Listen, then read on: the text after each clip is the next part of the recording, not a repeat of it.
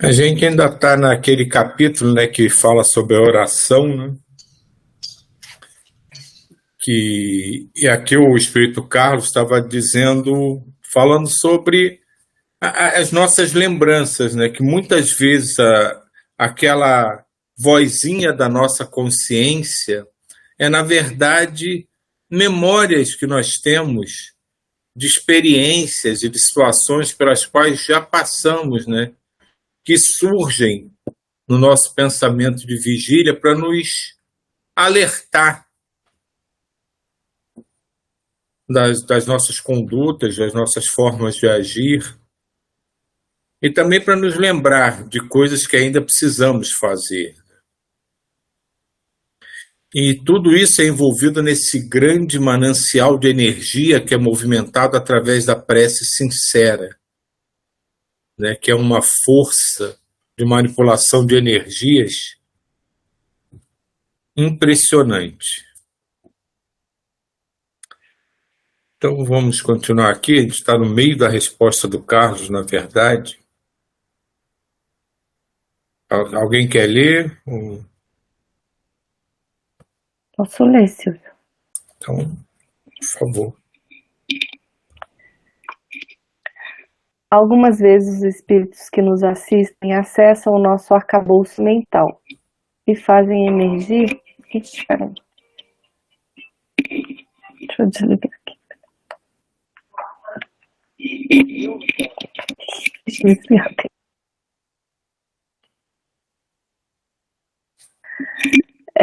Algumas vezes os espíritos que nos assistem acessam o nosso arcabouço mental e fazem emergir alguns dissabores sensoriais a título de alerta sobre o mal que praticamos ou que estamos prestes a praticar.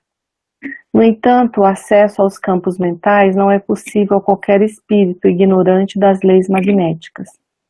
Assim, temos vastos exemplos das imantações magnéticas entre campos mentais distintos que se complementam em trocas energéticas afins. É por meio desses mecanismos que recebemos as benesses dos espíritos protetores e amigos.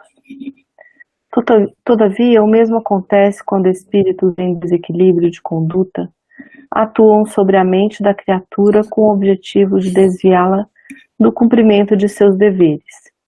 Trazem à tona na mente em vigília a lembrança dos deslizes de outrora que subsistem desde um passado remoto e arquitetam conexões com diferentes campos mentais, determinados lugares ou situações onde prevalecem as energias de baixo padrão. Os maus espíritos conseguem por vezes induzir doenças nos encarnados, em virtude de vinculá-los às energias mais densificadas presentes tanto no campo somático quanto em áreas mentais em desalinho vibrátil. Por intermédio dessas verdadeiras pontes, eclodem as mais variadas modalidades enfermiças. Infelizmente, inúmeras entidades maléficas, inteligentes e conhecedoras que são das práticas magnéticas, sabem se utilizar dessas vinculações. Só um instantinho. É muito interessante, né, o que ele fala no final, né? Que a manipulação dessas energias, até um possível resgate dessas memórias magneticamente, não tem relação com a elevação moral dos espíritos, e sim com conhecimento, com a capacidade de produzir um magnetismo, de fazer com que ele funcione. Então, às vezes, a gente é tocado por essas lembranças, é envolvidos por energias que não nos causam bem-estar, e a gente tenta associar isso apenas com a nossa elevação moral, a elevação moral dos espíritos que estão ao nosso redor. E não é, e ela não, ela, claro que ela depende de algum nível da moral dos espíritos envolvidos, mas ela não é o impulsionador fundamental ou essencial para que energias magnéticas sejam movimentadas e atuem sobre esse ou aquele determinado espírito. Então, mais uma vez, ele aqui está lembrando a necessidade que a gente tem de estudar muito para conhecer, porque o conhecimento auxilia, mesmo que possa parecer estranho, a nossa evolução moral. Deixa eu fazer uma pergunta, fico um pouco em dúvida agora com isso aí. Se o conhecimento e a moral, né, que está falando aí, onde é que entra o vigiar e orar? Porque você nem sempre você precisa de conhecimento para orar, para estar em ligação com a prece, para estar em ligação com o mais alto. E se esses espíritos, digamos, que tenham uma energia mais baixa, conseguem acessar através de magnetismo que eles conseguem manipular também. Todas as pessoas que têm uma elevação moral, como é que fica esse padrão de vibração e o vigiar e orar? Eu queria até colocar a minha percepção, que eu acho que eu percebi diferente do Silvio, e que tem um pouco a ver com a sua questão, Sani, que depende sim da vibração. Tanto que em vários pontos, quando eles vão falar do campo consciência alerta, eles dizem que os espíritos, mas dentro eles não conseguem acessar devido à vibração. E aqui, quando ele coloca aqui, né, por intermédio dessas verdadeiras, ele está falando sobre, aqui em cima, em virtude de vinculá-los às energias mais densificadas, presentes tanto no campo somático quanto em áreas mentais em desalinho vibrátil. Então, já são áreas em desarmonia. Por intermédio dessas verdadeiras pontes, ou seja, essas desarmonias são pontes, eclodem as mais variadas modalidades enfermiças. Infelizmente, inúmeras entidades maléficas, inteligentes e conhecedoras que são das práticas magnéticas, sabem se utilizar dessas vinculações. Ele tem teores, né? E se realmente existem espíritos que são profundamente conhecedores, mas a vibração deles vai entrar nessas áreas em desarmonia. Eles não conseguem acessar campos em harmonia, de vibrações mais altas. É algo que por si só não consegue produzir.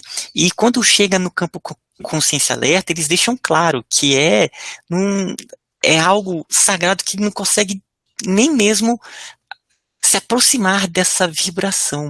Então, eu vejo assim, que eles têm conhecimento, mas pela sua capacidade, vai pegar aquelas áreas mentais que estão vibrando, que são eclodidas, e que eles podem magneticamente fazer com que, e vai ter até mais no volume 2, que ele vai falar sobre a parte de desequilíbrios mentais, que eles fazem com que essas áreas enfermiças pareçam ser virtudes. Mas eu vejo assim, que ele tem sim esses teores, e é por esses teores que eles vão criando as pontes. Mas ele está falando aqui da capacidade de manipulação magnética. A capacidade não tem relação com a moral, tem relação com o conhecimento. Onde ele pode aplicar essa capacidade dele, aí sim pode ser permitido ou não. Nem eles podem alcançar os nossos campos mais sutis, como nem nós mesmos conseguimos acessar os nossos campos mais sutis, se a gente não tiver capacidade moral e apoio espiritual para isso. Aqui eu estou falando só da capacidade de manipulação magnética, que aí não precisa de moral, é só conhecimento. E de acordo com a capacidade que cada um tem de magnetismo, eu posso influenciar justamente nos desequilíbrios. E aí não vai envolver nem moral do operador magnético e nem de quem está recebendo a ação magnética. É uma forma de ver, Silvio, mas eu ainda vejo capacidade como a possibilidade de atuação. Eles podem ter o conhecimento, eles sabem manipular, têm a capacidade de manipular, mas a moral envolve porque é uma determinada categoria de ações que podem ser feitas, de capacidade de atuar. Espírito evoluído, por exemplo, tem uma capacidade muito maior, porque ele consegue acessar vários e várias níveis e categorias Então, eu vejo assim, pode ter o conhecimento, e essa capacidade pode ser desenvolvida, mas mesmo assim é em um determinado nível, um determinado plano de atuação, sabe? Assim que eu vejo. Mas eu entendo quando você está colocando a capacidade, essa capacidade, ela independe, a pessoa ela desenvolve isso. Mas a moral, ela apresenta qual vai ser o seu escopo de atuação, né? Então, dependendo do escopo de atuação, vai ser o escopo de atuação ali em determinadas vibrações que ele, por sua evolução, ele consegue atuar. Sabe? Mais ou menos assim que eu vejo. Aí que entra a questão do orar e vigiar. Eu acho também que a moral vai entrar muito aí, relacionada a isso. Porque orar e vigiar, eu acho que é você perceber essa ação, e aí o vigiar está aí, você perceber essa ação e não se entregar a ela. E na oração é buscar força para combater isso. Acho que aí entra diretamente a moral de cada um. Essas Quando- forças. Desculpa. Não, eu ia falar só que é todo um conjunto, né? Quanto mais elementos, né, mais aumenta essa vibração, né? Mas outra questão que eu vejo também é a própria pessoa.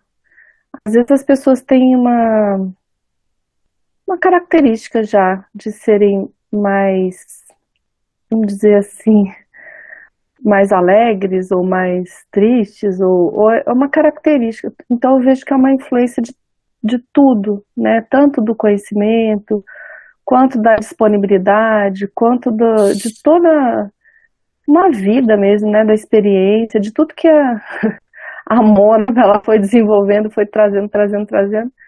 Então eu lembrei daquela história do Zé, né?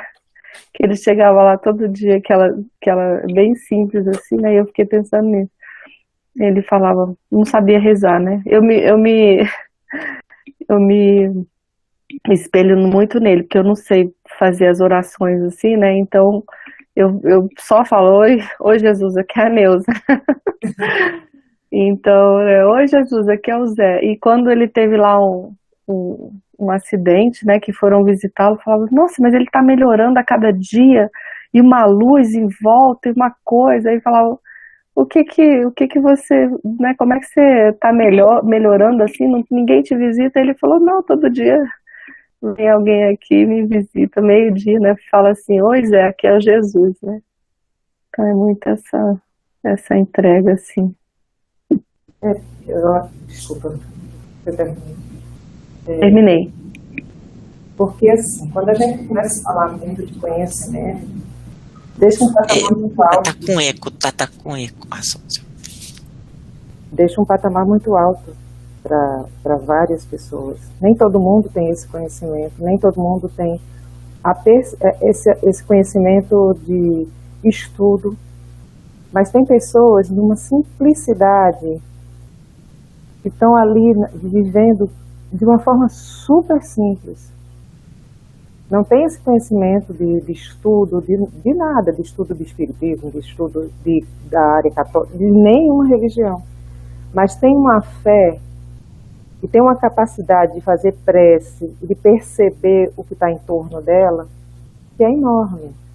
Então, assim, se a gente coloca um patamar muito alto, o conhecimento é super importante para todos nós, mas nem todo mundo tem acesso, né?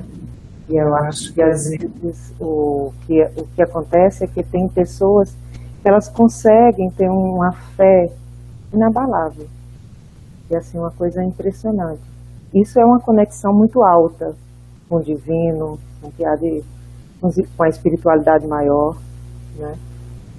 E é orar, então, e está orando e está acreditando naquilo ali. Não desce a esperança. A esperança deve estar sempre em cima. É muito interessante também isso aí. Mas aí é a questão do Zé. Não tem conhecimento nessa personalidade. Você não sabe quanto de conhecimento de evolução ele tem. Sim, a gente não pode colocar só numa personalidade. Eu não sou o Silvio, você não é a Sânia, ele não é o Ismael. A gente já foi muitas coisas, a gente traz essa bagagem. É o que ele até está dizendo aqui. Muitas dessas coisas podem ser. Então, uma aparente falta de conhecimento pode, na verdade, esconder, entre aspas, um espírito evoluidíssimo. E eu vou contar um caso nesse assunto, que é o livro Iniciação à Viagem Astral, que a gente está lendo no domingo, né? Eu já vou dar um spoiler de uma parte que vai ter mais pra frente. Tem um momento em que o Lancelin, ele vai junto com a Caena, que a Caena é um espírito que é bem ligado à natureza.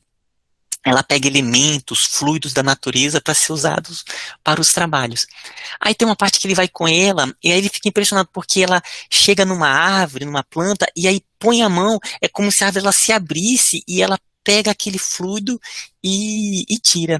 Aí ele vai lá, opa, deixa eu fazer também. Aí ele não conseguia, sabe?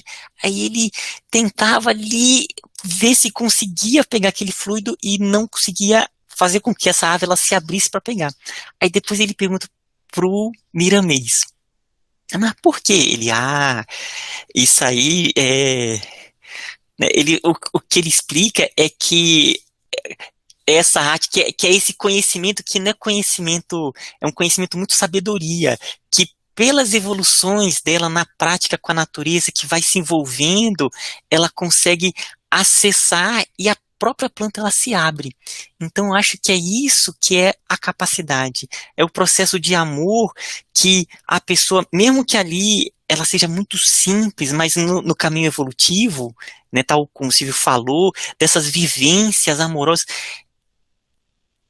como o consciente não é só essa de vigília, né, tem toda essa consciência de profundidade, ela se amplia e entra em sintonia com reinos da natureza e vai tendo acesso a essas energias, conseguindo fazer manipulações impressionantes para processos de cura, para os trabalhos espirituais. A mesma coisa o Miramês. No livro a gente viu que várias vezes ele consegue ir em níveis que eles não percebem e trazer elementos para ser usado nos trabalhos.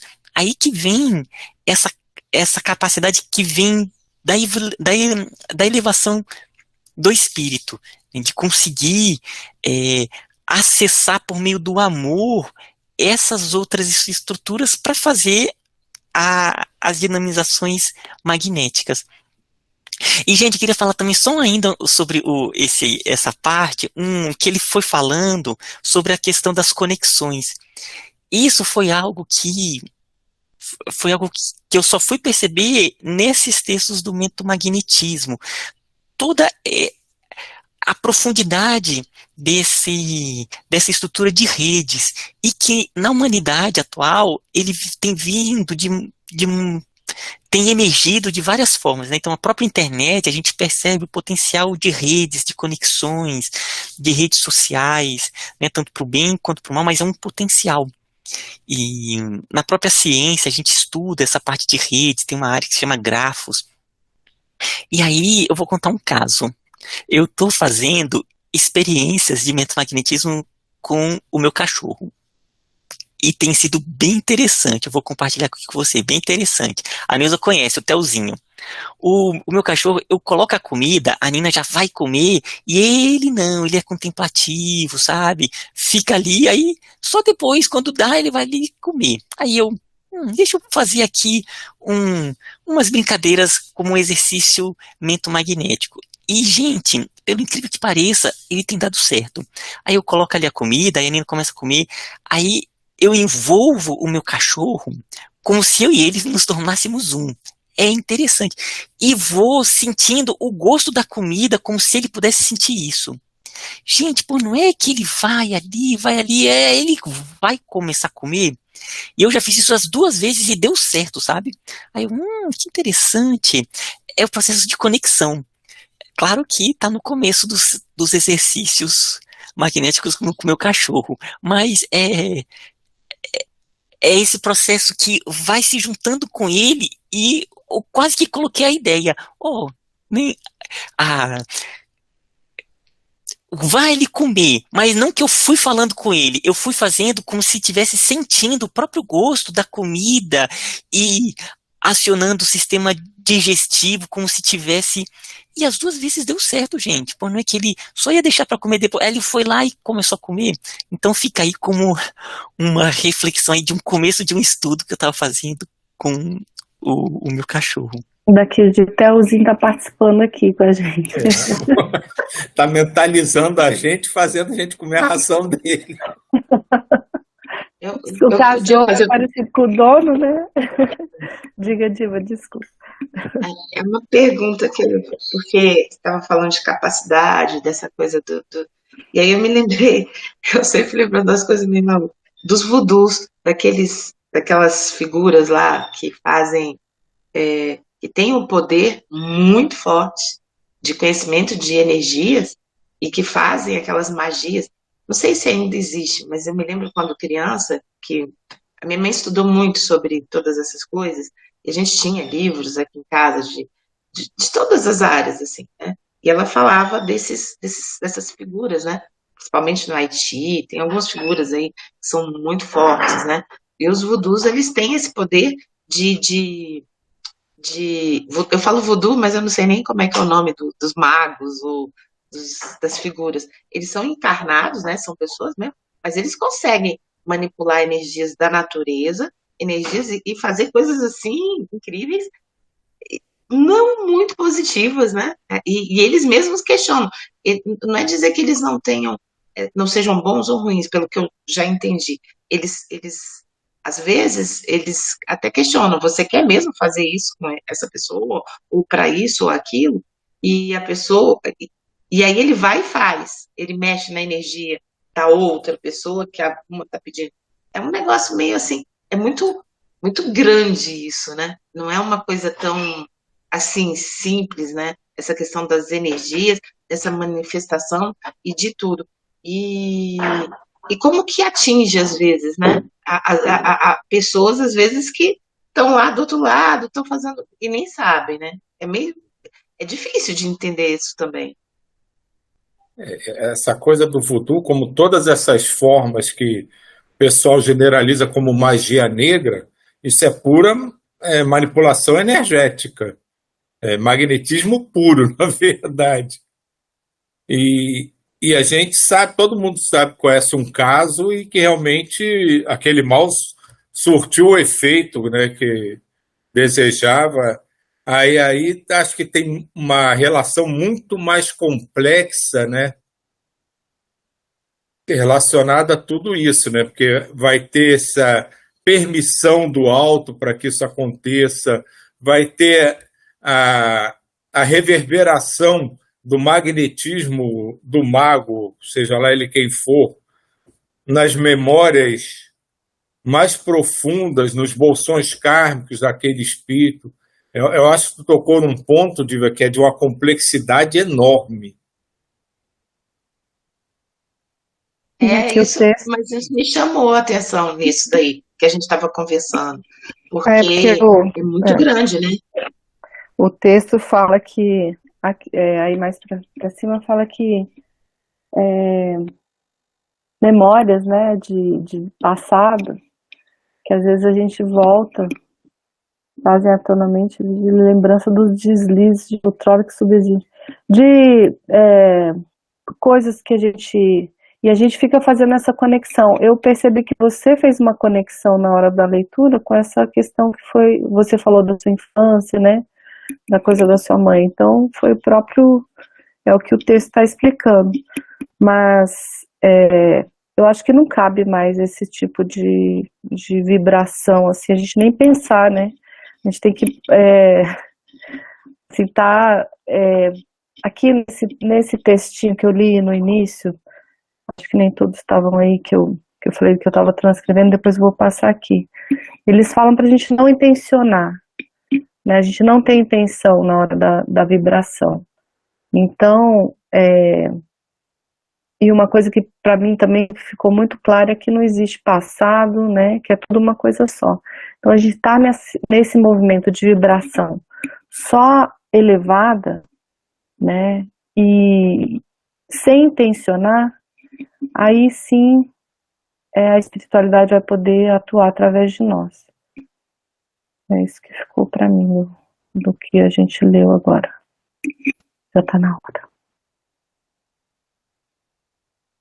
Mas acho que o que a Disa está levantando é justamente isso. Pode agir entre nós, para um lado e para o outro.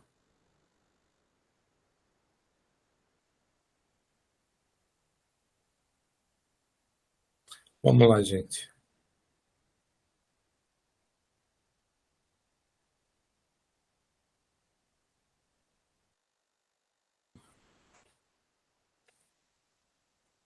Então, vou botar aqui de volta a musiquinha.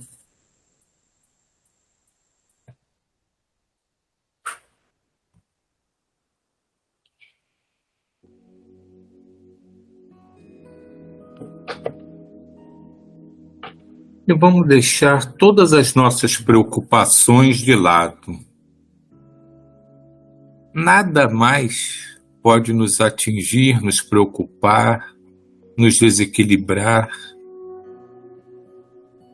Porque o que nos une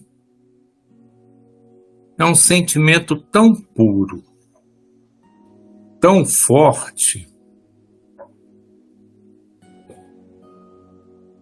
que nos protege, nos fortalece, nos impulsiona nas direções onde devemos realmente ir, sem apreensões, sem dúvidas, sem medo. E cada vez mais tranquilos por essa atmosfera que vai nos envolvendo, vamos percebendo que não estamos sós, que caminhamos ao lado de incontáveis amigos espirituais, com o mesmo objetivo, com a mesma tarefa, perseguindo o verdadeiro amor e estendendo as mãos a todos os passantes do caminho.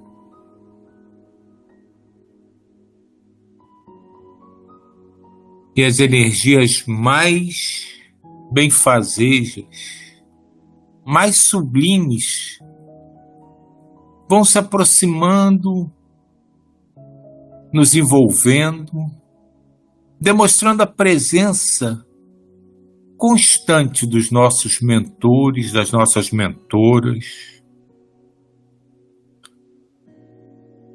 dos nossos amigos espirituais que compõem a nossa linhagem de puro amor,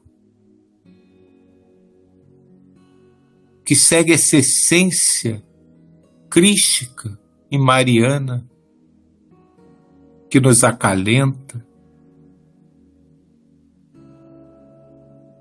nos mantém alerta e desejosos de servir. Vemos essas energias percorrerem o nosso lar, limpando todo e qualquer miasma de dúvida, de apreensão, de insegurança,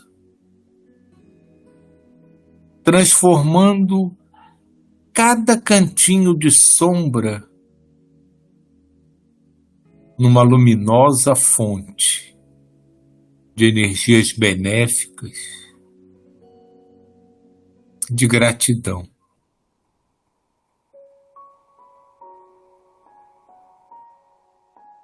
Podemos sentir o chamado do alto,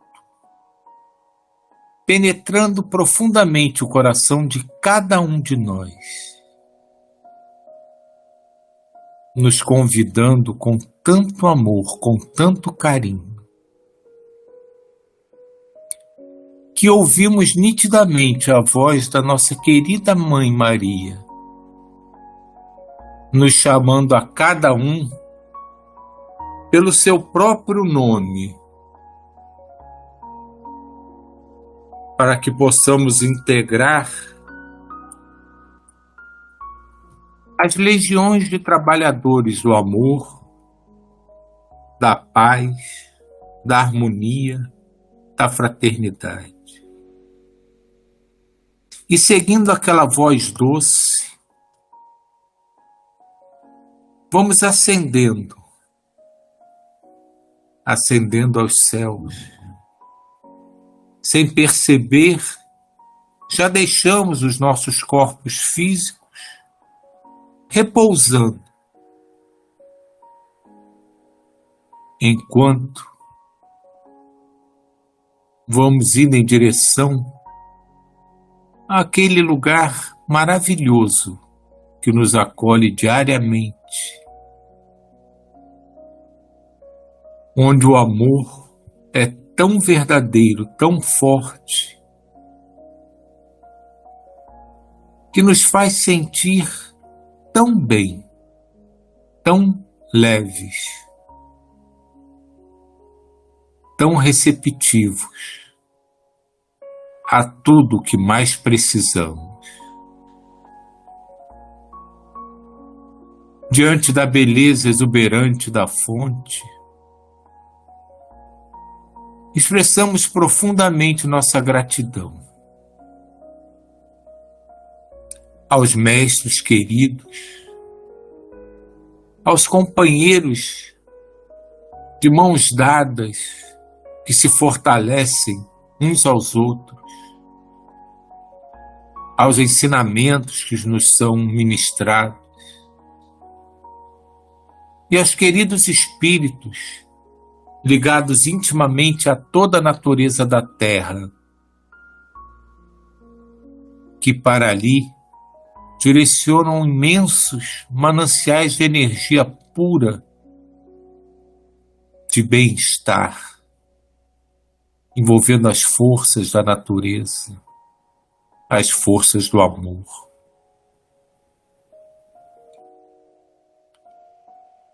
Ali nas belas cachoeiras, vamos sendo levados e lavados, purificados em nome de Jesus, sobre as mãos ternas de nossa querida Mãe Iemanjá. Sereias, ondinas,